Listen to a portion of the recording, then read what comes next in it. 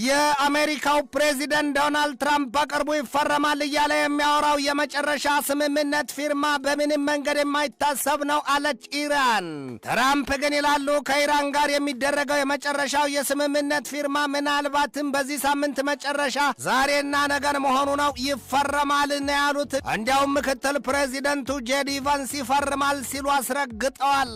አሜሪካ ጦርነቱ ከተጀመረበት ጊዜ አንስቶ ከ50 በላይ የኢራንን የጦር ማዘዣ ሰፈሮች ጨርሶ ማውደሟን ስትገልጥ፣ ኢራን ደግሞ ሱብሃንአላህ አላህ ቢ ፕሬዝድ ምን ጉድ ነው የአሜሪካዎቹን ኤፍ-15 የጦር ጀቶች፣ አፓቼ ሄሊኮፕተርና ለኳታር የሸጠቻቸውን ኤምኪው-9 ሪያፐር ድሮን እንዲሁም ሌሎች የጦር አውሮፕላኖች ከጥብቅ ሚስጥራቸው ጭምር ኢራን ደብዛቸውን አጥፍታለች ስትል በኩራት ገልጣለች። ኢራን ገና በድፍን የመካከለኛው ምስራቅ ቀጠና ያሉትን ኤለን ማስክ ሀብትና ንብረት ለማውደምም ዝታለች። አሜሪካን በበኩሏ ሁለት የኢራንን የሰው አልባ የጦር አውሮፕላኖች ወይም ድሮንስ በሆርሙዝ የውሃ መተላለፊያዎች መጣ አቅራቢያ መታማጋየቷን አስታውቃለች። ይህ ሁለቱ ሀገራት የጦርነት ነጋሪት ዛሬም እየተጎሰመ ነው። ይህንኑ ርዕሰ ጉዳይ በዓለም አቀፉ ትንታኔ ዘገባችን መርጠን ተመልክተነዋል። ከትንታኔ ዘገባው ጋር ትዕግስቱ በቀለ ነኝ። ዛሬ ሌሊቱን ኢራንን ድባቅን መታታለን፣ መቀመቅን ከታታለን። ከዚያም የካርግ ደሴትና ሌሎች የነዳጅ ዘይት ማውጫ ስፍራዎችን እንወስዳለን። በቬኔዙዌላ እንዳደረግነው በኢራንም እንደግመዋለን። የነዳጅ ዘይትና የጋዝ ገበያው ሙሉ በሙሉ እንቆጣጠረዋለን ያሉት ይህንን የተናገሩት የአሜሪካው ፕሬዚደንት ዶናልድ ትራምፕ ናቸው። አኒያ ፒስ ፕሬዚደንቱ ግን ደግሞ አሉ እርሳቸው በፓኪስታንና በኳታር የተጀመረ የሽምግልና ሂደት ቀጥሏል። መላ ጠፋ ሆዷ ገፋ አሊያም ለአምሳት ወለደች እንዳትልሰው ሳት እንዳትተወው ጥጃዋ ሆነባት የማይመስል ቢያቆስል ይሉትን ሆነዋል ይሏቸዋል። የዓለም ፖለቲካ ግልብጥብጥ ወጥቶ ታየ ተነበበ። ጉዳዩ የሀብትና የመሬት መቀማት ሆኖም በ4 ነጥብ ተደምድሟል፣ ተዘግቷል ነው የሚባል። የአሜሪካው ፕሬዚደንት ዶናልድ ትራምፕ በቅርቡ በሰጡት ማብራሪያቸው ኢራን እስከ ትናንትናው ሐሙስ ድረስ የሰላም ስምምነት የማትፈርም ከሆነ ሌላ አይደለም አለቀ፣ ከድቤን ቀላቀላታለን፣ አበቃ፣ በእናኛ አቧራ እናደርጋታለን ማለታቸው አይዘነጋ። ዛሬ ደግሞ ትራምፕ ይኸው የኢራኗን የነዳጅ ዘይት ጮማና ፍሪዳ ስፍራ፣ የካርግ ደሴትና ሌሎች የነዳጅ ዘይት ማውጫ ስፍራዎችንም እንወስዳለን፣ እንደ ቬኔዙዌላም ገበያዋን እንቆጣጠረዋለን አሉ። አንድም አፍ ያለው ጤፍ ይቆላልን፣ ሁለትም ከወፈሩ ሰው አይፈሩ። ዛሬ በአሜሪካና በኢራን መካከል በጠንካራ በትር ክትክቱ መቀጠሉ ሲነገር፣ በኳታርና በፓኪስታን በኩል የዲፕሎማሲውም ስሌት መቀጠሉን የተሰማው ሽምግልናና ማማለድ መሆኑ ነው። አሁን የአሜሪካው ፕሬዚደንት ዶናልድ ትራምፕ የመጨረሻው ግባቸው የካርግን ደሴትና ሌሎች የነዳጅ ዘይት ማውጫ ስፍራዎችን ለመቀማት ነው። እነዚያ ስፍራዎች ደግሞ የማንም ሳይሆኑ የኢራን ብቸኛ ሉዓላዊ ሀብት ናቸው። ትራምፕ ግን ደገፋሉና ከመቀመጫ ደልዳላ ወንበራቸው ጃስት አስ ዊ ዲድ ዊዝ ቬኔዙዌላ ከወንዝ የገደለ ሁልጊዜ ከወንዝ የሚገድል ይመስለዋል ይሏል። አሊያም ይሉሽን ባልሰማሽ ገበያ ባልወጣሽ። ፕሬዚደንቱ አሉ የባህር ኃይሏ፣ የአየር ኃይሏ፣ የራዳር መከላከያዎቿ፣ የጸረ አውሮፕላን መሳሪያዎቿ እንዲሁም ሌሎች የጦር መሳሪያዎቿ ልቅምንቅስ ተደርገው የወደሙባት ኢራን ዛሬ ሌሊቱንም ወቅተን ለነፋስ እንሰጣታለን ያሉት። ያቺ ትራምፕ የቋመጡላት ስለ እርሷ ሲያስቡና ሲያልሙ ነው የሚያድሩት የተባለላት የካርግ ደሴት በፋርስ ባህር ወይም በፐርሺያን ጋልፍ የምትገኝና 90 በመቶ የኢራን ድፍድፍ ዘይት የሚተላለፍባት አሊያም ኤክስፖርት የሚደረግባት ናት። የአሜሪካው ፕሬዚደንት ዶናልድ ትራምፕ ከትናንት በስቲያ ረቡዕ ዕለት ሌሊቱን የአፓቼ ሄሊኮፕተራቸው በኢራን ከተመታ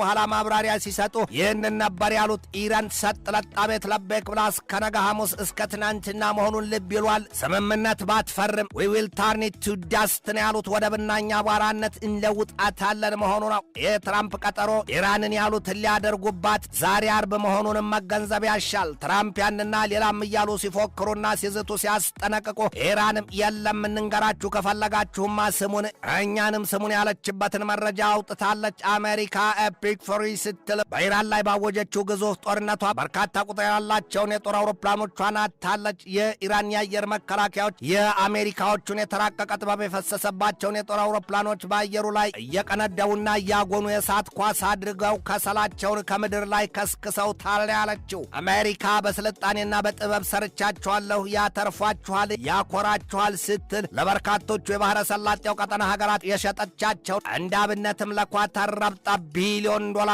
ከስክሳ የገዛቻቸው F-15 ስትራይክ ኤግል ጀት እንዲሁም AH-64E አፓቼ ሄሊኮፕተር ወዲያም MQ-9 ሪያፐር ድሮን እነዚያ ሁሉ የአሜሪካ ስሪቶቹ አንድም በኢራን ሰማይ ላይ ሁለትም በሆርሙዝ የውሃ መተላለፊያዎች መጣናት ላይ የተቀነደቡ ተከስክሰዋል ነው ያለችው ኢራን በመጀመሪያ መታ የጣለችው የአሜሪካው F-15 ስትራይክ ኤግል ጀት ሲሆን ቀኑ ደግሞ መጋቢት 2 2026 በአውሮፓኑ ነው። ኢራን በርካታ የአሜሪካን የጦር አውሮፕላኖች መምታቷን ስትገልጥ አሜሪካም ሀገር ያወቀው ፀሐይ የሞቀው እውነት አይደለም ወይ? የኢራን ጉዳይ እሳት ላይ የወደቀ ቅቤን ሆኗል ስትል ታሳያለች። ኢራን በበኩሏ ምን ነው በቀረባት ኖሮ አሜሪካ በሚል መግለጫዋ በዚያ የኤፒክ ፍሪ ዘመቻ 24 MQ ሪያፐር ድሮኗን ወይም የሰው አልባ የጦር አውሮፕላኖቿን አታለች ስትል ኢራን ሱብሃን አላህ ቢ ፕሬዝድ ነው ያለችው አሜሪካ ለኳታር የሸጠቻቸው F-15 የአፓቼ ሄሊኮፕተሮችና